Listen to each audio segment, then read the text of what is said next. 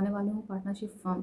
सो कोई भी दो इंडिविजुअल है, कोई भी दो पर्सन है, वो अगर बिजनेस फॉर्म करना चाहते हैं और एक साथ आते हैं कि हाँ हम आपके साथ बिजनेस करना चाहते हैं, तो सिंपली वो पार्टनरशिप फर्म बना सकते हैं। इसमें कुछ बहुत ज़्यादा करने की ज़रूरत नहीं पड़ती है। एक सिंपली पार्टनरशिप अग्रीमेंट बनता है जिसे कि पार्टनरशिप डीड भी बोलते हैं। और उस पार्टनरशिप डीड के बनते ही इसमें दोनों ही आपके पार्टनर के सिग्नेचर होते हैं, उसे आप नोटरी करवाते हैं, प्रॉपर्ली एग्जीक्यूट करवाते हैं।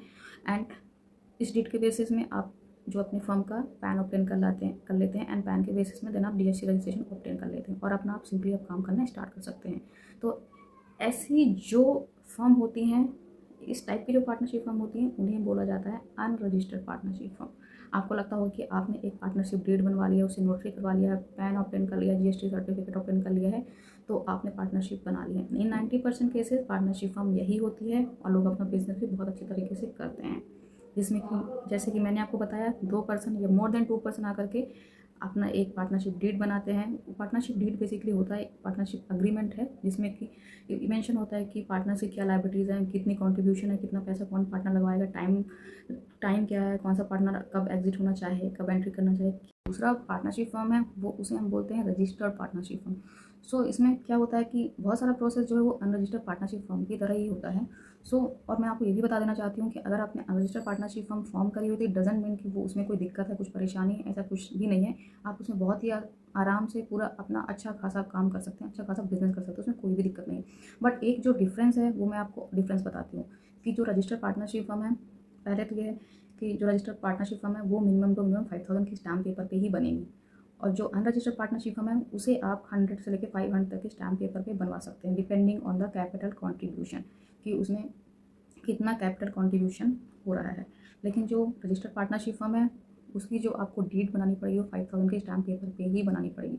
एंड नेक्स्ट जो इसमें ये होता है कि ये जो आपकी पार्टनरशिप डीड बनती है, इसे आप जो है उसे आपको रजिस्ट्रार ऑफ फर्म के पास जाकर के अप्रूव करवानी पड़ती है। सो रजिस्ट्रार ऑफ फर्म क्या करता है, वो सारे के सारे डॉक्यूमेंट्स वेरीफाई करता है और वो पार्टनर्स को बुलाता है, सारा वेरिफिकेशन करने के बाद ही आपको रजिस्ट्रेशन सर्टिफिकेट देता है।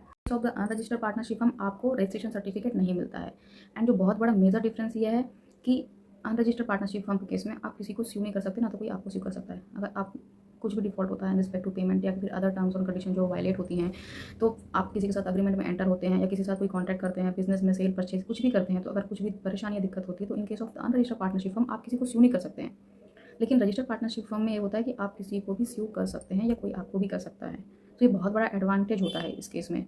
एंड बाकी मैंने आपको बता दिया कि जब बिज़नेस स्टार्ट करना चाहते हैं तो इंसान ये सोचता है कि बहुत ही कॉस्ट इफेक्टिव मैनर में कोई भी बिज़नेस स्टार्ट कर लें।